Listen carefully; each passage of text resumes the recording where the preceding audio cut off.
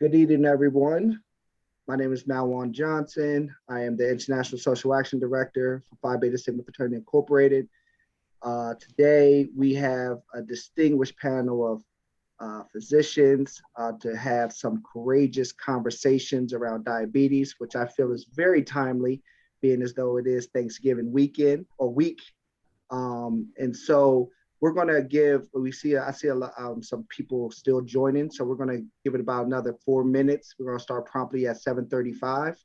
But for those who are on time, we definitely appreciate you doing so. And again, 4 minutes, we'll be starting the courageous conversations around diabetes.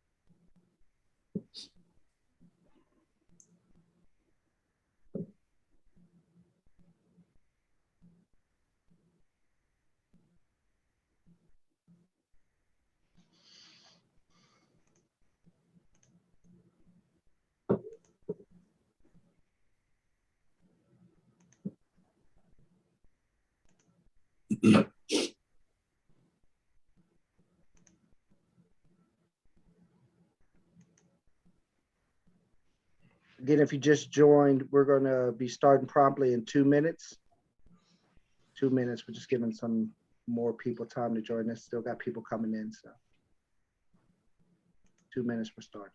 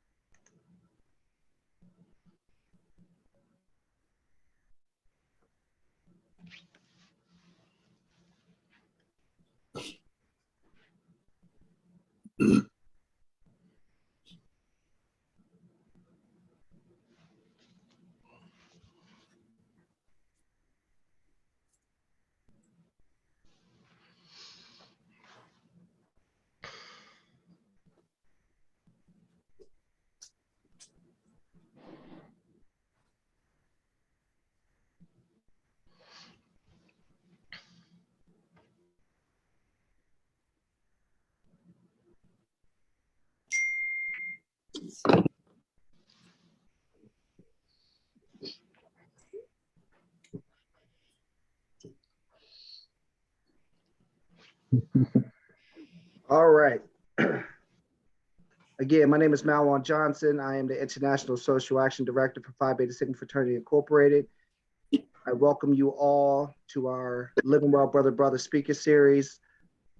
These series was created by myself to have courageous conversations around key issues whether it be health or social justice or men's health, um, or Sigma wellness, so we can have these kind of, conversations that we don't normally talk about in our everyday life. And today or tonight, I am happy to be joined by these three brothers, distinguished physicians, to talk about diabetes, which again, I said in my very first opening that is very timely, being as though this is the week of Thanksgiving. So I'm going to turn it over to Dr. Rayford, who is my Sigma Health coordinator, and he's going to introduce himself in a guest.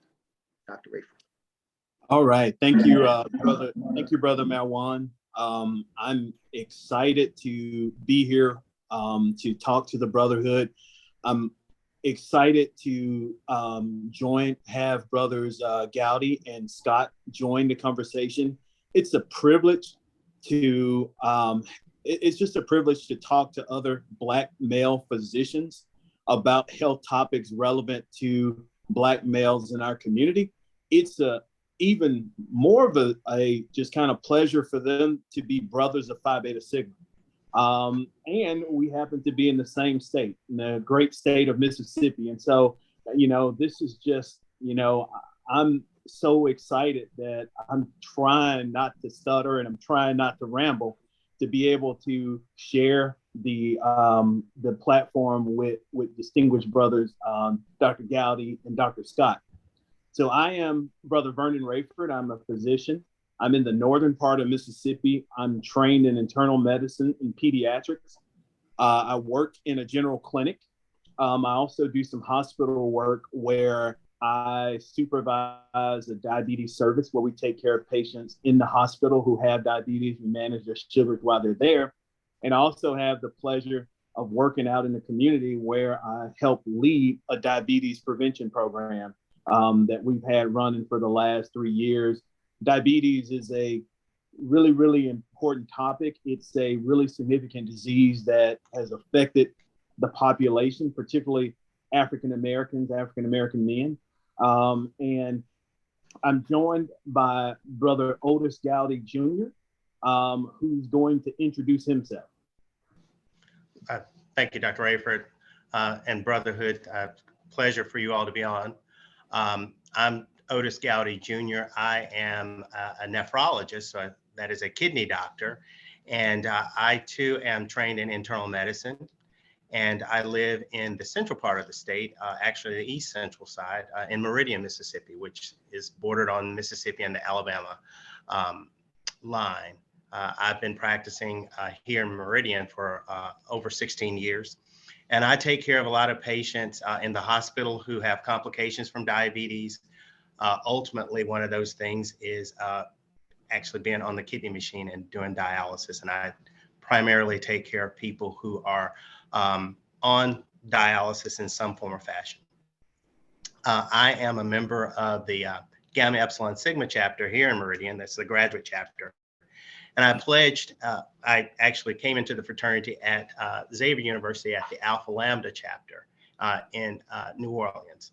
So the Gulf Coast region, the Southern region are all very dear to me because I've lived on both sides of that. So happy to be here. Awesome. And we also have Brother Dr. Kerry Scott, who's going to introduce himself. Thank you, Brother Rayford. Good afternoon, everybody. I'm excited to be here. I'm Brother Kerry Scott. I'm a family medicine physician and a culinary medicine specialist. I'm here in the state of Mississippi.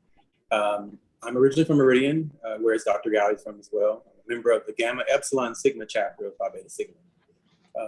I'm working in the Gulf Coast area recently.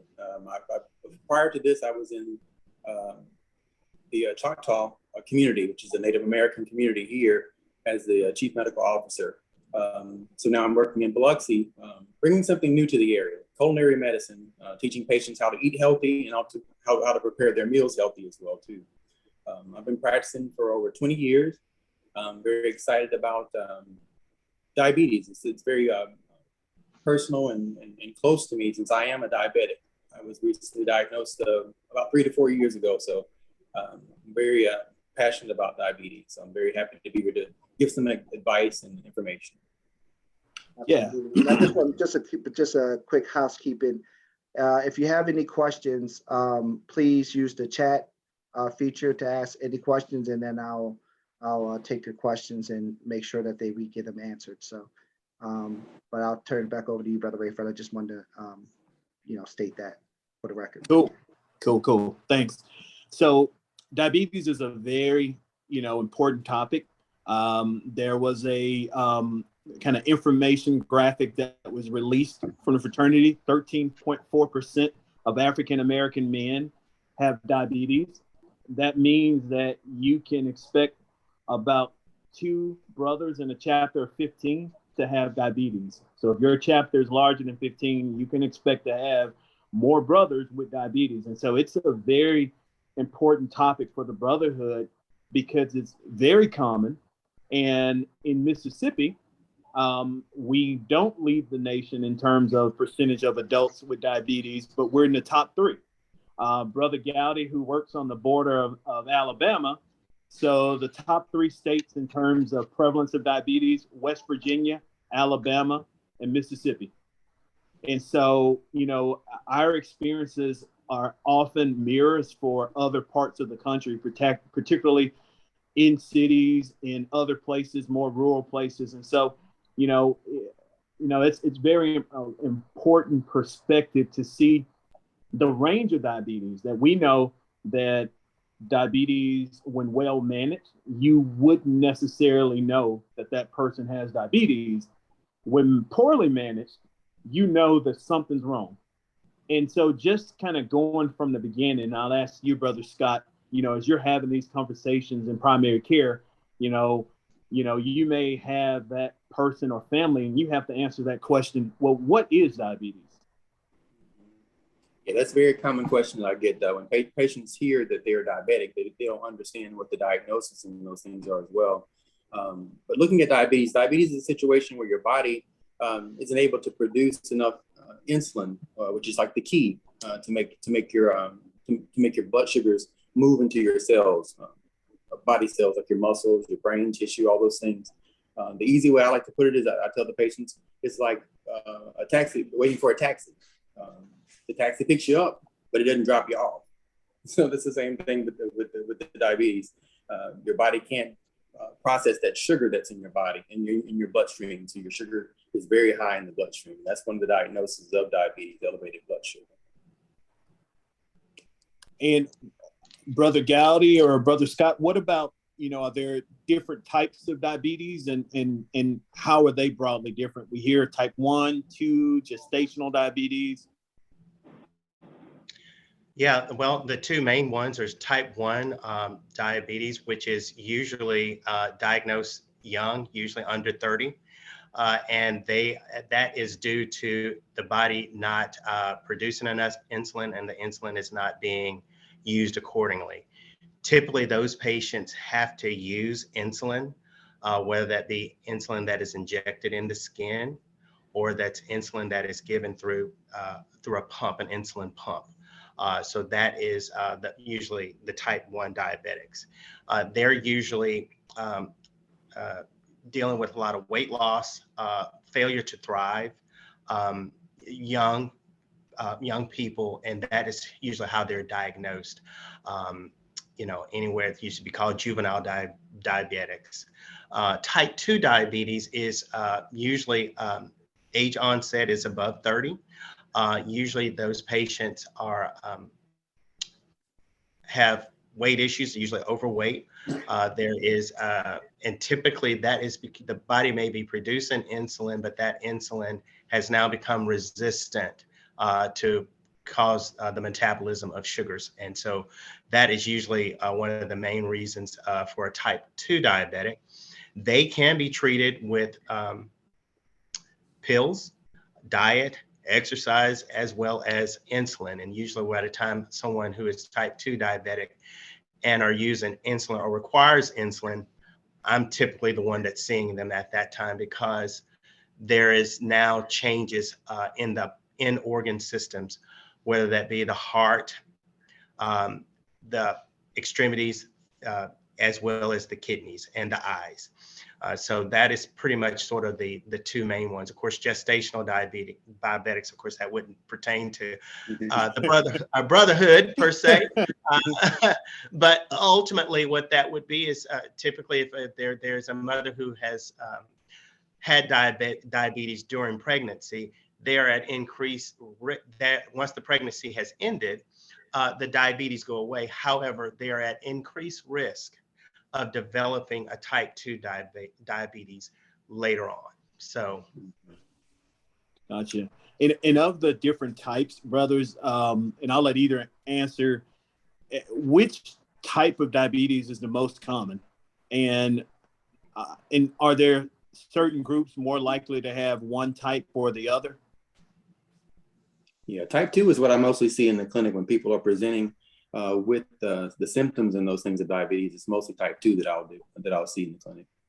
And what about the symptoms? You know, Brother Gowdy talked about the symptoms with type 1. What about somebody with type 2? Yeah, with some of the type 2 diabetics that I see come in, they'll have some generalized symptoms where they may be fatigued, very tired a lot. They may be urinating a lot. That's one of the most common things you'll see, a lot of urination. Just the fatigue and urination, some of the big things. Yeah. And then, and it's a continuum of different things, whether they're thirsty a lot, drinking a lot, they seem to, and losing weight. They, when their sugars are out of control, they'll could even start losing weight. And then I've, found that type 2 diabetics will present in that capacity. If they're rashes or bruises, boils on the skin, or their sores that are not healing, those are also signs that suggest that there may be something going on. And typically that's how people will find out that they're diabetic. Not to mention, people have heart attacks when their sugars are not controlled, when they have elevated sugars above 500.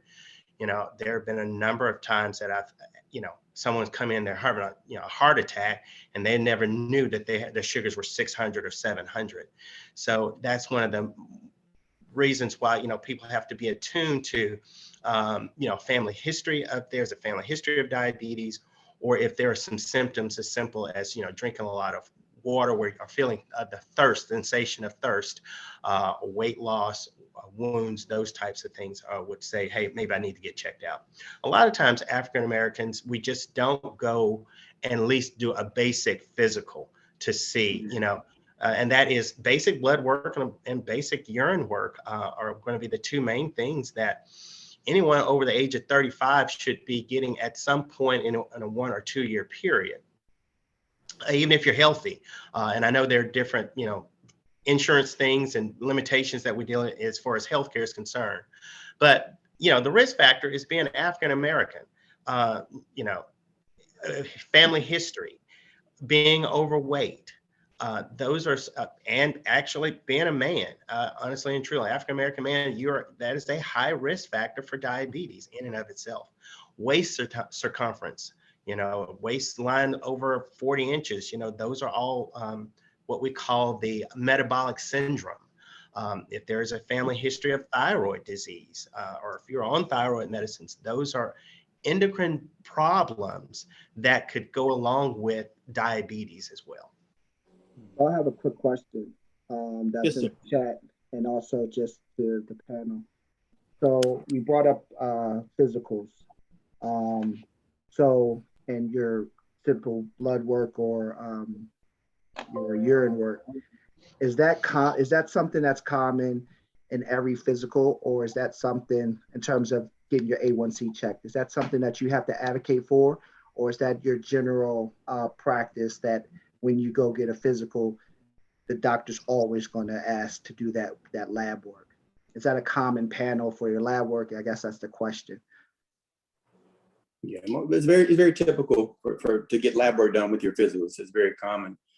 It depends on your insurance situation as well too, what they'll allow you to order for that patient.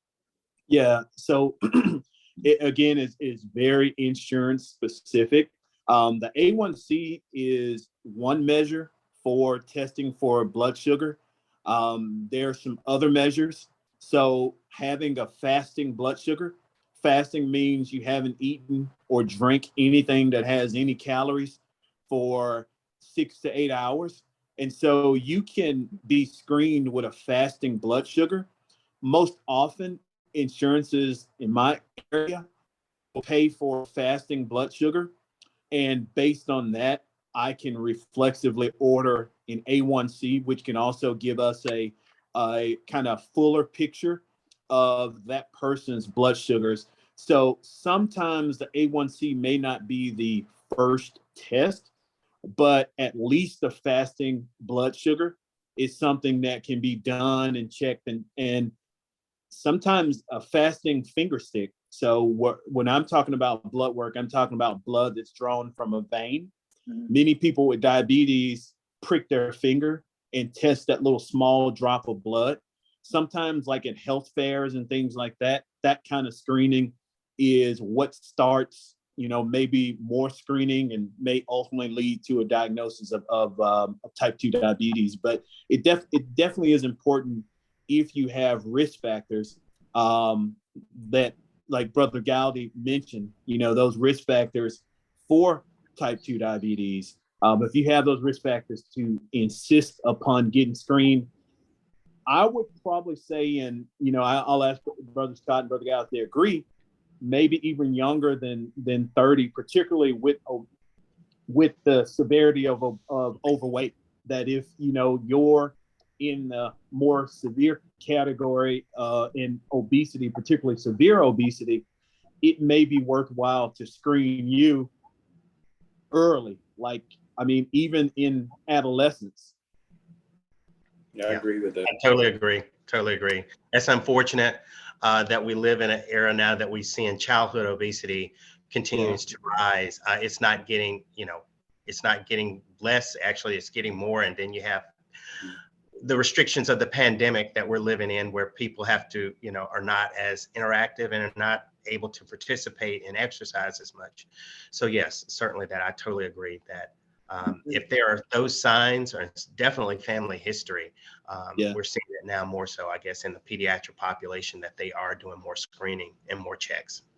Yeah, we do have some females on the line as well. So we definitely, and we have a question from she's a doctor herself in her own right, Dr. Stevenson. She says, from a culinary medicine standpoint, what strategy do you utilize with your diabetic patients who lack financial resources to help them succeed?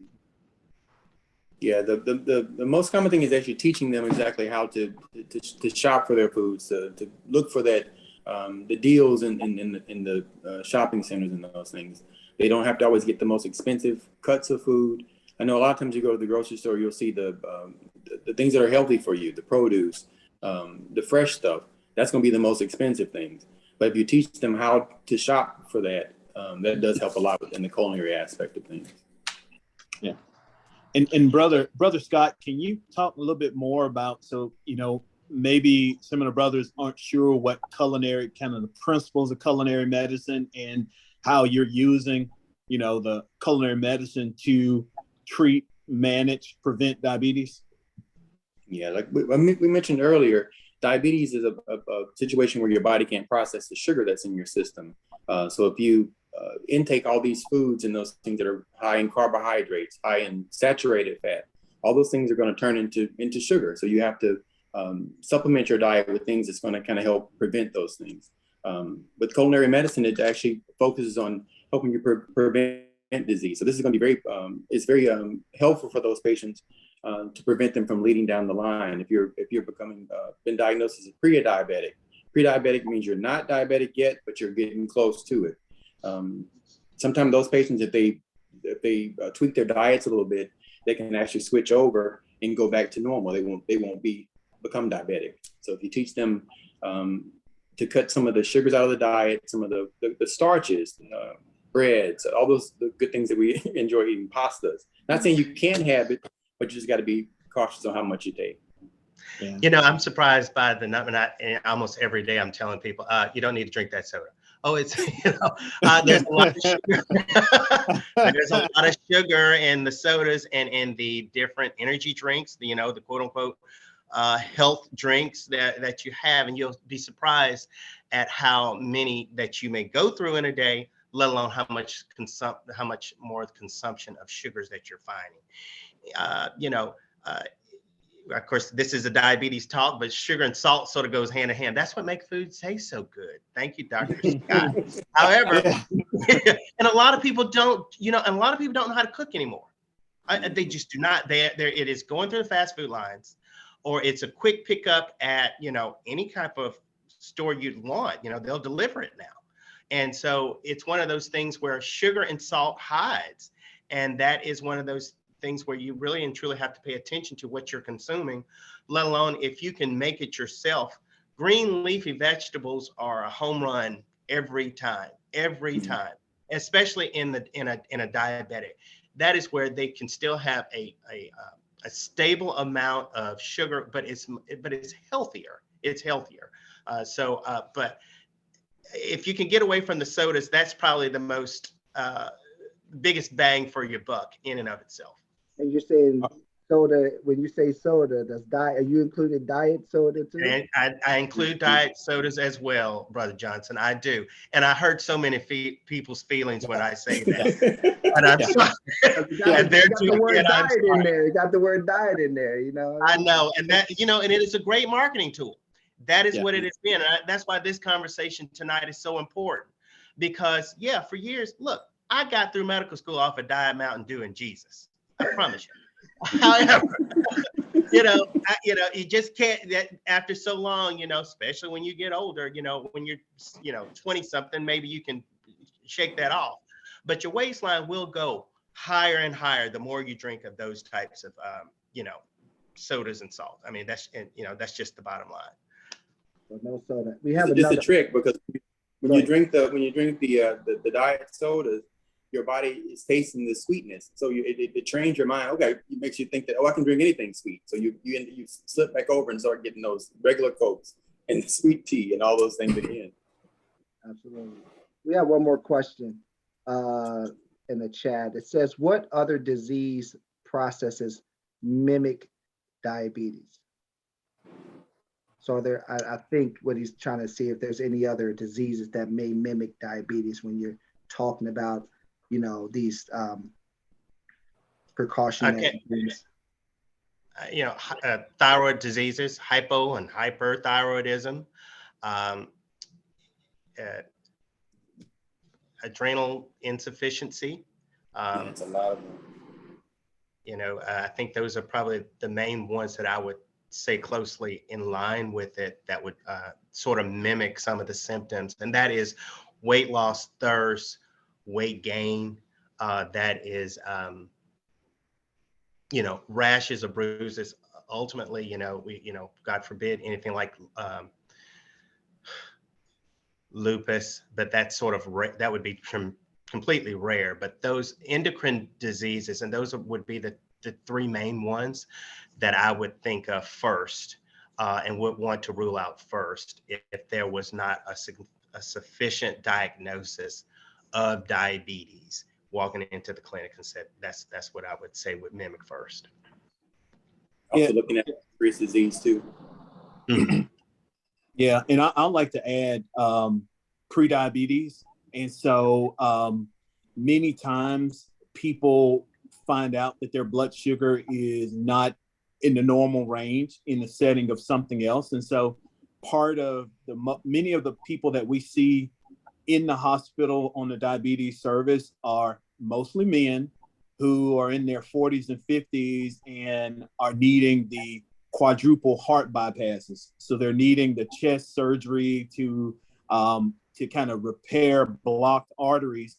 And we're finding that those men have elevated blood sugars, and we're having to aggressively manage those men in the setting of their heart surgery to prevent complications. But those men are at risk of going on to develop full-blown diabetes later on, many of the same risk factors that gave them the heart disease.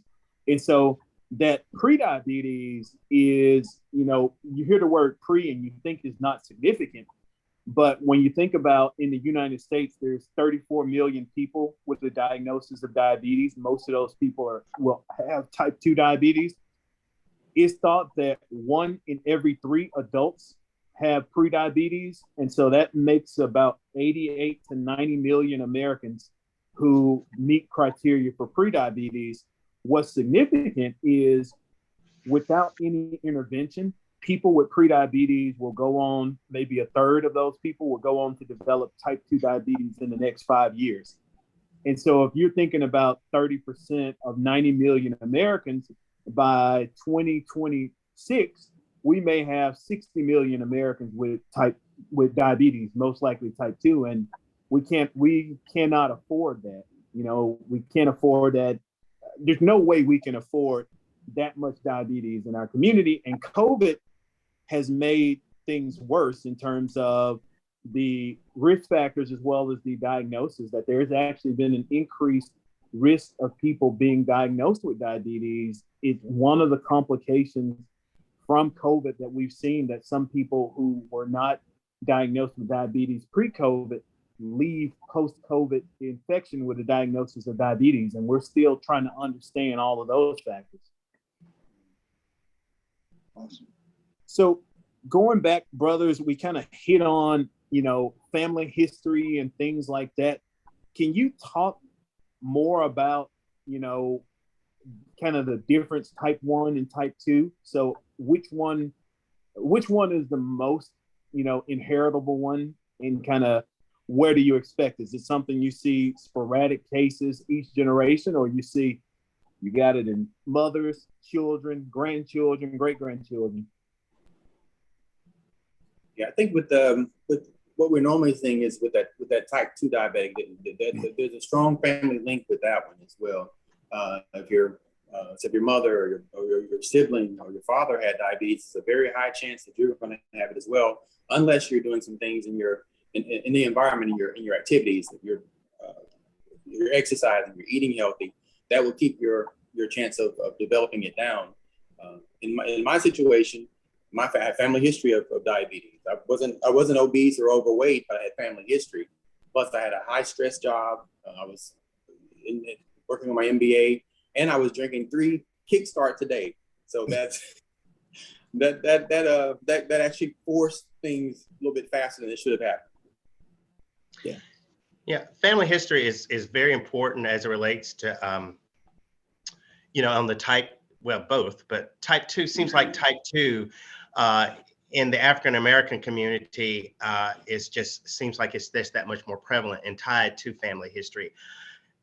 Whether that be diet, social environment, stresses, all of those things. Of course, I have a family history of diabetes as well, and it's one of those things that really brings to the forefront of trying to definitely take care of yourself if you have a sibling, a parent, or grandparent that has, those diabetes, that you would try to pay attention to that and do what you can to prevent progressing to that. If there's and the family history in the African American community is very strong and ties in very much so with type 2 diabetes.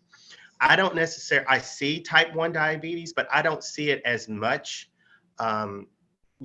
in the patients that I see. I think sometimes that is, just the patient population that I work with. But, seems like those who are type 1 and are treated early, they're at the doctor more, they're trying to be cared for. It's the type 2 that there's this lag time period. Some people may have diabetes and not know it for anywhere from 5 to 10 years.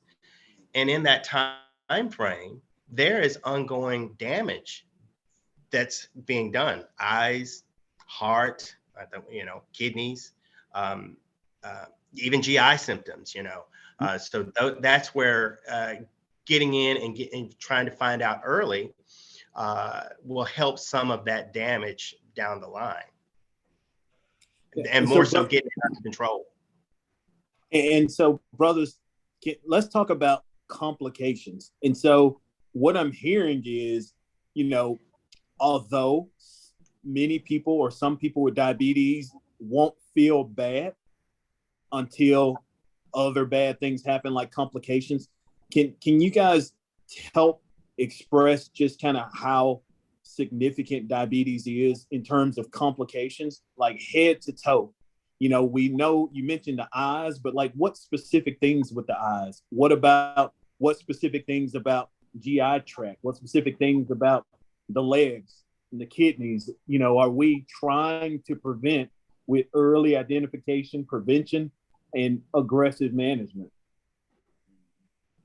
Yeah, with the some of the initial things that you'll see is that we call it the microvascular disease, the very small vessels in the body that are affected. The eyes are affected first. That's where patients start having difficulty with their vision, probably blurred vision, and then it progresses on to blindness. That's one of the biggest complications from diabetes in those small diseases. Dr. Gowdy can mention more about the renal aspect of it. Sure. You know, it is from like there are vessels in the heart, there are vessels in the kidney. And if you have damage from diabetes in the eyes, I'm almost guaranteed that there is changes and damage in the kidney. So a lot of times I'll ask my patient, have you seen an eye doctor? Did they see any changes in your eyes that look like diabetes? And if the answer is yes, then I'm almost certain that there's changes in the kidneys from diabetes. And that I look at the blood work and urine work when I determine that. But when they're coming to my office and they have those changes, then the job is to get their blood sugars under control. But, you know, one other thing is their, you know, bladder issues. If the diabetes is left uncontrolled, if they're not able to, a person's not able to maintain their bladder, let alone sexual health, impotence is another complication from diabetes in and of itself. A GI, what we call gastroparesis, is another gastric problem from diabetes. And everybody can fall in that continuum on different realms. That could be new diagnosis. They could have had diabetes for many years. They could have had, you know, not even a family history of it. And they could fall in any one of those types of scenarios from the complications. You know, definitely like heart health. You know, I'd mentioned earlier about, you know, diagnosing people with diabetes with a heart attack. You know, they have to come in with a heart attack and their sugars are 600, 700. You know, in and of itself. Cholesterol problems. Sir?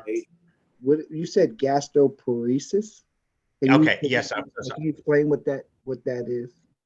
Okay, yes, thank you. Gastroparesis is and when you eat, your body has a natural process of moving that food from your mouth all the way out your body. Diet, and that is something that you don't think about. It is a natural process that happens, but diabetes affects the nerves for the GI tract to do that in the appropriate way to digest food. When that happens, what you eat will go through the GI system different ways, but most of the time it's associated with diarrhea, or the runs. So the least little thing that you eat, you're having to go to the bathroom. So that's what I mean by gastroparesis. And then it could flip the other way. It could be a combination of constipation, then diarrhea, or back and forth. But the whole continuum is called gastroparesis. And we see it a lot in diabetics who is basically, it's not controlled. And so that's what I mean by gastroparesis, or the GI tract. Thank you. One of the other things when Dr. Gowdy mentioned earlier about the patients having wounds in those things, in the lower vascular system, in your legs and those things, we call it peripheral vascular disease. When that sugar is so high in your bloodstream, it stays there and it starts damaging the inside of your blood vessels and those things. And that doesn't make the blood flow as well. So if you start developing, you know, little sores and those ulcers on your legs, feet, those situations, if the blood's not flowing well, it's not going to heal. And those continue to get worse and worse, to where something very commonly we see are amputations of toes, feet, even legs. Yeah. Neuropathy is another complication that Dr. Scott was mentioning, where the nerve endings, whether it be your hands or your feet, they can either be painful or you can't feel anything at all. And when it gets that bad where you're not having sensations of feeling hot or cold pain, there leads to problems in the extremities, particularly I can't tell you the number of times people who are diabetic and they can't feel that a penny was left in their shoe for months on end, and they have a wound on their bottom of their feet, and then that gets infected, or you actually find some type of foreign object in the foot that the person did not even know, whether that be a pin, whether that be some type of coin or things like that. That is called neuropathy. And that is a very tragic complication of diabetes, because that means that the vascular flow and the nerve endings have been damaged.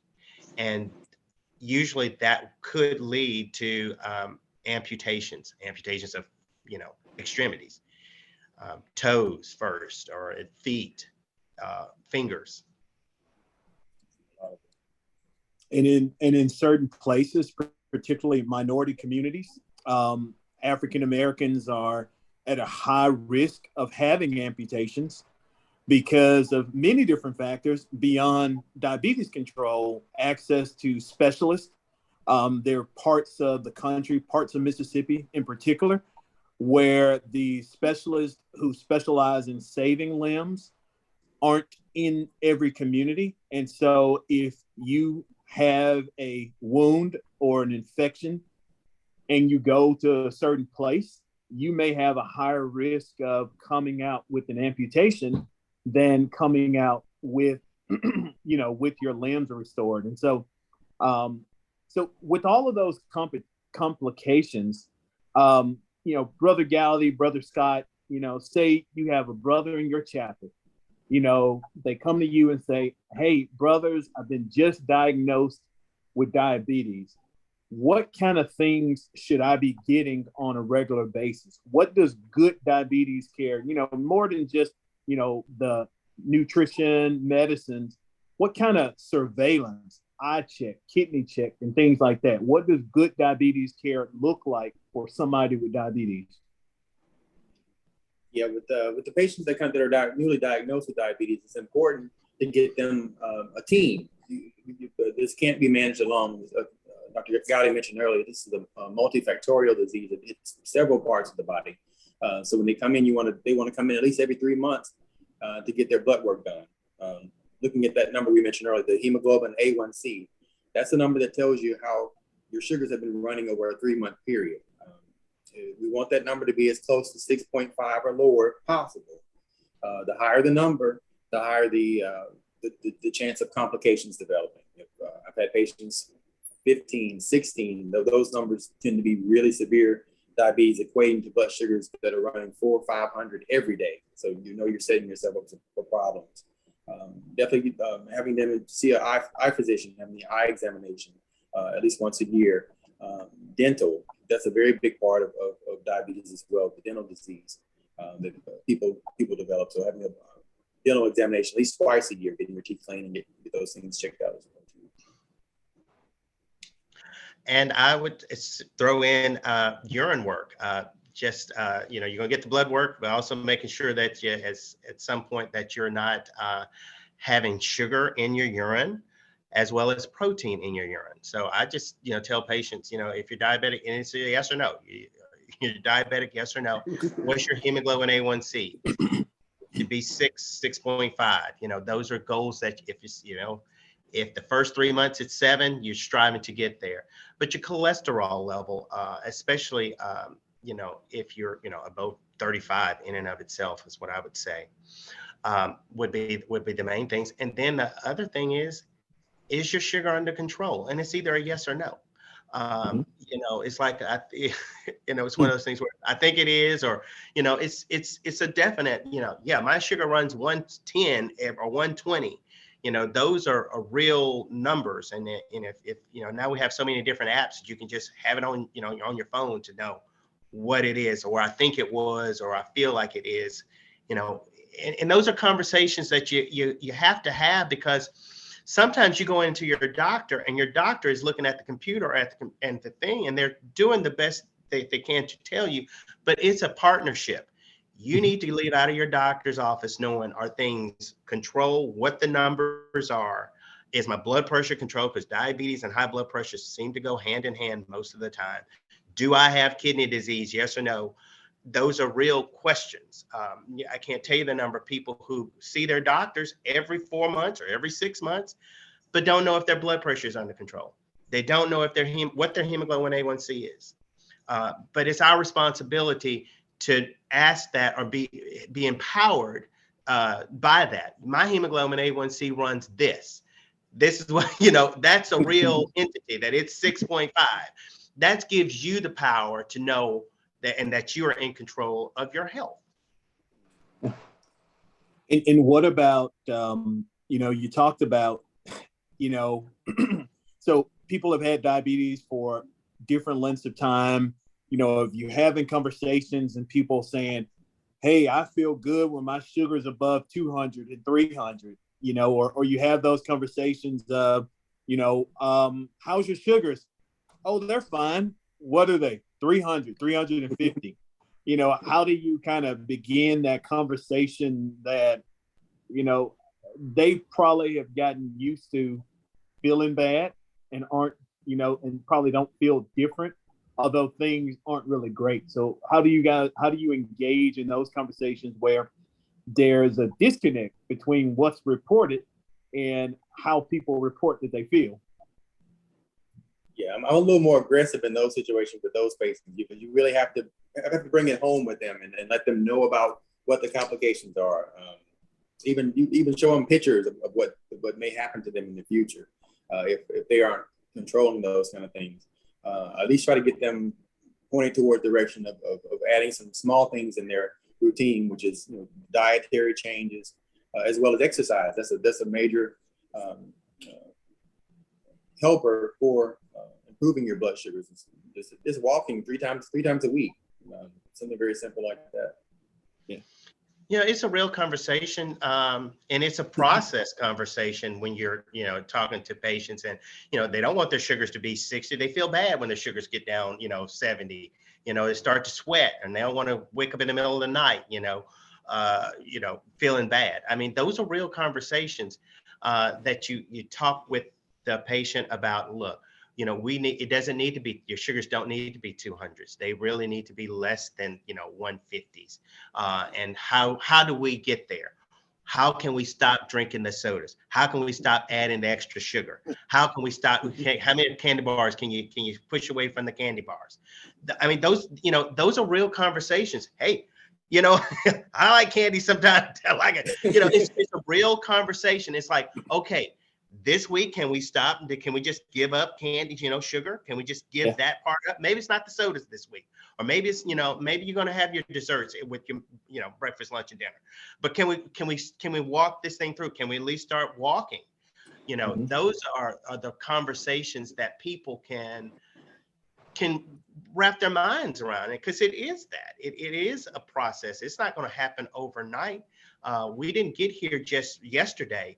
This is something that has been going on for generations, and it's going to take us talking to each other, talking to our children, talking to our grandchildren, getting out of childhood obesity. Those are real things. Those are real markers that we have to pay attention to. We have a question because and that was very timely what you kind of ended with sugar. So how do you test your sugar level? Is there a way to test your sugar level at home? And if so, how often should you check it? Yeah, they have home meters that you can use to check your blood sugar. That's the most simple thing that you can do. If you've been told that you're a diabetic, depending on what your numbers are as to how often you want to check those sugars. If your sugars are not controlled, you want to check them more. Before you eat, you want to see what that sugar is running like. So if your sugar is running 300, you're about to have a Big Mac for your lunch. You may not want to do that. You may want to kind of step back from that for a little bit. I have another question too. Oh, you want to say something? You want to comment on that? No, I was just going to say, there's also another kind of test, more newer, where you can continuously check your blood sugars through a continuous glucose monitor. Those are things you may have seen on TV. You may see it on people. It looks like a little button that people usually wear on the backside of their arm. And it's a little catheter type device that constantly samples the blood sugars, and that some people can have 24 hours, 14 days, 10 to 14 days of constant blood sugar checks. And that may be really helpful for people, particularly those that, those who will say, when I wake up, my sugars are controlled, but my A1C is always high. You may identify people who really have issues with mealtime blood sugar highs. And so finger sticks and even continuous glucose monitors, those are obviously more expensive and often more restricted by insurances. Awesome. They have another question is are there any medications that cause or contribute to diabetes? Prednisone. Yeah. Prednisone. Hey, we here for the courageous conversations. We want the real answer. Yes. And add some context. So I know in our area, when people have coughs and colds, they will go to kind of, quick clinics and get high dose steroid shots for cough and cold symptoms. I know that's a big problem in my part of the state.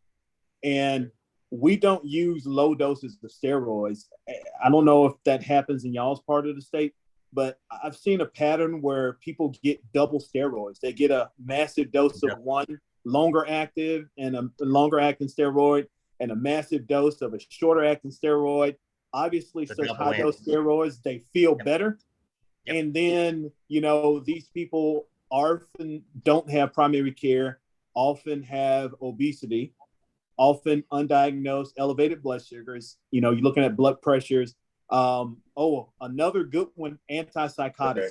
Sure. The antipsychotics, Zyprexa, Seroquel, and those. Yep. So people, unfortunately, with who take those medicines for other reasons, they require close monitoring, because with weight gain, you can also get abnormal blood sugars, even to diabetes. But steroids, antipsychotics, and there may be some more. Yeah. Someone asked, those are amazing. Can you reverse diabetes? I'm assuming we kind of answered that when you said the diet and exercise, you may go backwards, right? In terms of reversing diabetes, correct? Yeah, with diabetes, it's more so of a controllable disease. It doesn't go away. If you've been diagnosed with diabetes, it doesn't go away. You manage it. If you're pre-diabetic and you haven't gotten there yet, that's good. That can be reversed. But once you get over that point where you're diabetic, you're diabetic. But if you have your sugars controlled, then you go back and you start drinking sodas and eating chocolate cakes and all that stuff again. Your sugars are still going to go back up.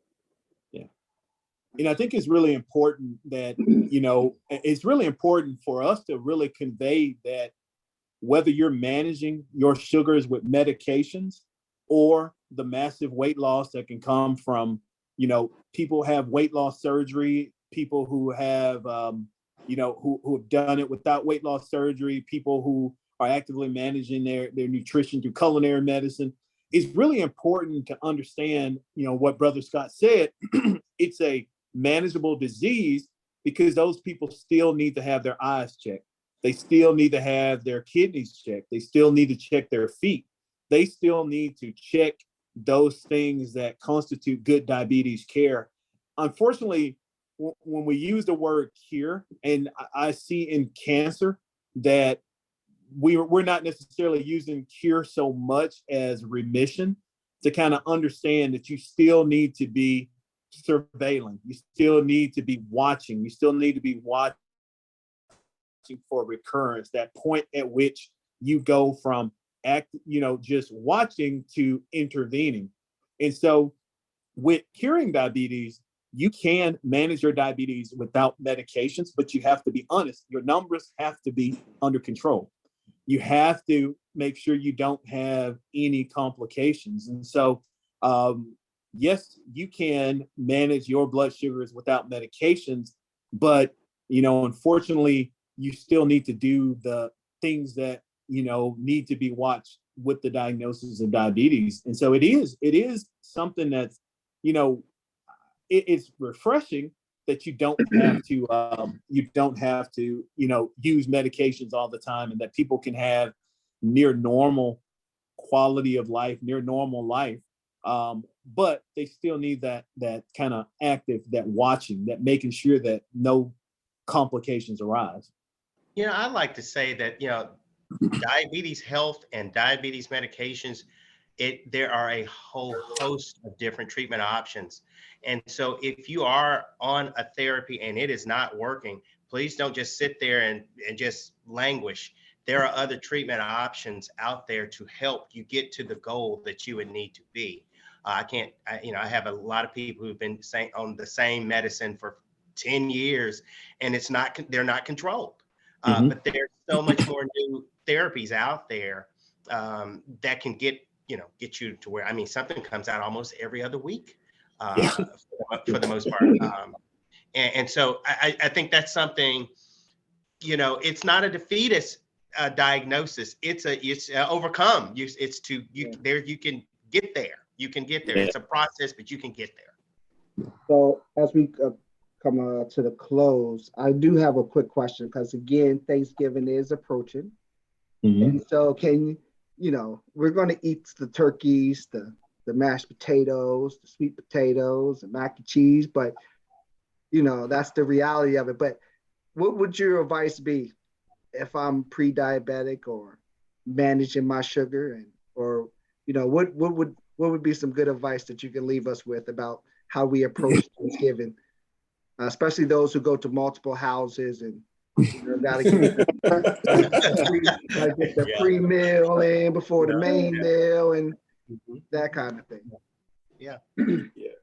That's what my patients always get concerned when I tell them they're diabetic. It's the end of the world. I can't even eat anymore. I only eat vegetables. It's like, no, that's not the case. You can still enjoy some of the things you like to eat. But if you like watermelon, you can still have watermelon. Just can't eat the whole watermelon. So you have to be in moderation of what you're eating. Portion control. Yeah. And I think I would echo that. I think it doesn't take the whole cake to know that you enjoy it. You probably don't enjoy it, the first bite.